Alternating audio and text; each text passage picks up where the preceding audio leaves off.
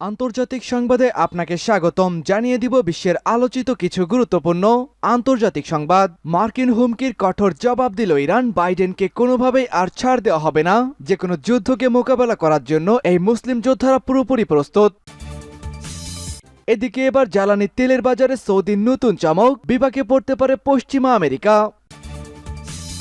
জানিয়ে দিব ইসরায়েলি হামলায় নিহতের সংখ্যা ২৭,০০০ ছুঁই।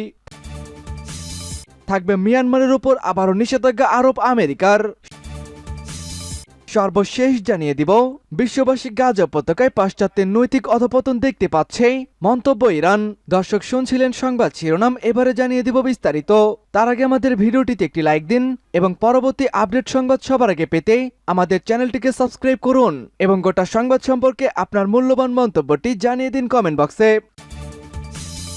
মার্কিন হুমকির কঠোর জবাব দিল ইরান। রেভলিউশনারি গার্ডের প্রধান হোসাইন সালামি বলেছেন, আমেরিকার হুমকি আমরা শুনেছি, এমন নয় যে আমেরিকা প্রথমবার হুমকি দিচ্ছে। এখন আমরা দুপক্ষকে খুব ভালো মতো চিনি, ফলে আমেরিকা যেন মনে রাখে তারা আক্রমণ করলে আমরা কখনোই চুপচাপ বসে থাকব না। বৃহস্পতিবার ইরানের সরকারি সংবাদ সংস্থা IRNA এই তথ্য জানিয়েছে। দেশটির পররাষ্ট্র পার্লামেন্ট জানিয়েছে, ইরানের উপর আক্রমণ হলে সাথে সাথে তার জবাব দেওয়া হবে। সংবাদ সংস্থাটি আরও জানিয়েছে, তার বক্তব্য, আমেরিকা এইভাবে সমস্যার সমাধান করতে পারবেন না। আগেও ইরানের উপর শক্তি প্রয়োগ করেছে আমেরিকা, তাতে অবশ্য কোনো লাভ হয়নি। একমাত্র সমাধান সূত্র রাজনৈতিক আলোচনায়।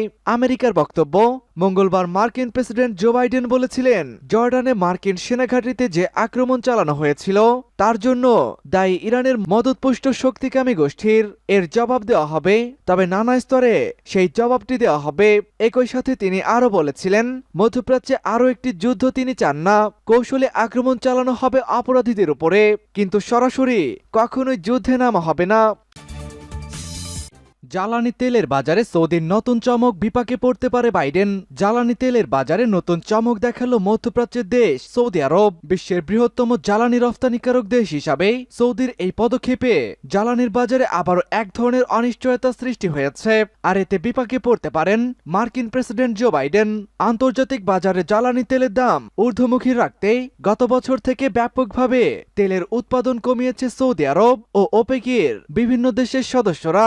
কথা ছিল, চলতি বছর তারা অপরিশোধিত তেলের উৎপাদন বৃদ্ধি করবে।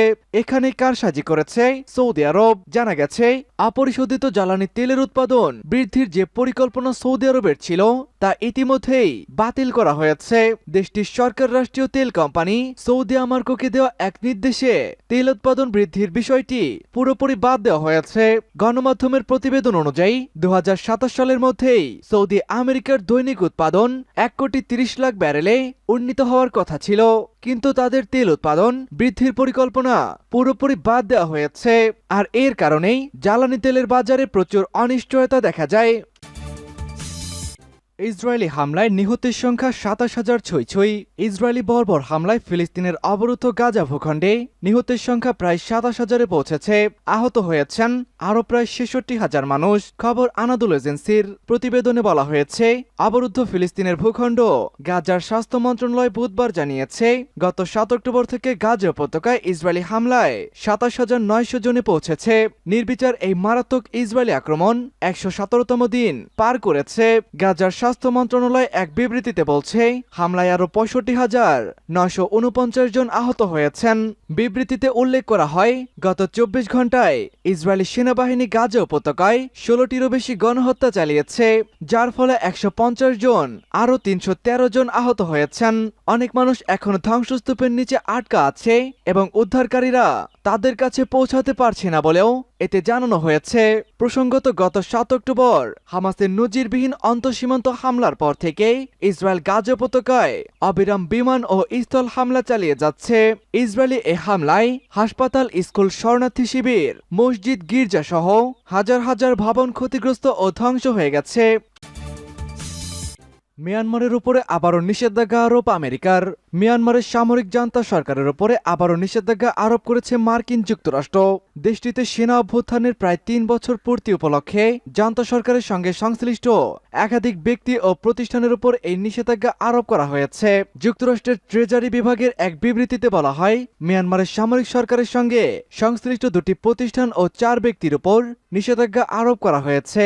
বিবৃতি অনুযায়ী শোয়েবাইন ফিউ গ্রুপ অব কোম্পানিজ ও পণ্য পরিবহন প্রতিষ্ঠান মায়ানোমা 5 স্টার লাইন কোম্পানি নিষেধাজ্ঞার আওতায় রয়েছে। শোয়েবাইন ফিউ গ্রুপ অব কোম্পানিজের উপর নিষেধাজ্ঞা আরোপের কারণ উল্লেখ করে যুক্তরাষ্ট্রের ট্রেজারি বিভাগ বলেছে, সামরিক বাহিনীকে সহায়তা করার জন্য জ্বালানি আমদানি ও বিতরণ করেছে দেশটি।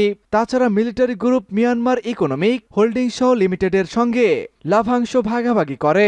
যুক্তরাষ্ট্রের ট্রেজারি বিভাগ বলছে, গত 3 বছর ধরে সেনাবাহিনী ক্রমাগত সহিংসতা ও সন্ত্রাস ব্যবহার করে মিয়ানমারের জনগণকে নিপীড়ন করছে এবং স্বাধীনভাবে তাদের নিজস্ব নেতা বেছে নেওয়ার ক্ষমতা থেকে বঞ্চিত করে যাচ্ছেন।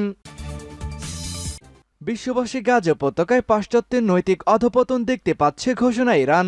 অবরুদ্ধ গাজা উপত্যকায় একটি স্কুলের বাইরে একটি গণকবর থেকে চোখ ও হাত বাঁধা অন্তত 30 ফিলিস্তিনির লাশ উদ্ধারের ঘটনায় গভীর উদ্বেগ প্রকাশ করেছে ইরান। তেহরান বলেছে, দখলদার ইসরায়েলি সেনারা নির্বিচারে বোমা মেরে হাজার হাজার ফিলিস্তিনিকে হত্যা করার পর এবার আটক বন্দীদের ঠান্ডা মাথায় হত্যা করতে শুরু করেছেন।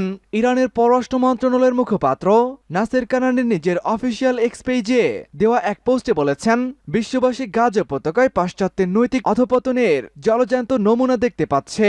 কানানির এক্স পোস্টে বলা হয়েছে, উত্তর গাজায় ময়লা আবর্জনা স্তূপের ভেতর থেকে বহু ফিলিস্তিনি বেসামরিক নাগরিকের মৃতদেহ উদ্ধার করা হয়েছে। এসব হতভাগ্য ব্যক্তিদের হাত ও চোখ বেঁধে তাদেরকে গুলি করে হত্যা করেছে দখলদার ইসরায়েলি সেনারা। তিনি আরো বলেছেন, ইসরায়েলের নৈতিক চলন নতুন কোনো বিষয় নয়, কিন্তু তেল আবিবের অন্ধ সমর্থক পশ্চিমারা মুখে মানবাধিকার ধোয়া তুললেও তাদের নৈতিক অধপতনও যে সীমার বাইরে চলে গেছে তা এ ঘটনায় একেবারে স্পষ্ট হয়ে গেছে।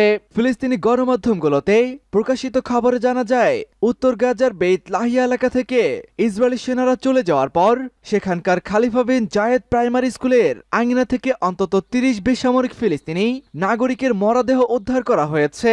এসব মরদেহের হাত ও চোখ বাঁধা ছিল।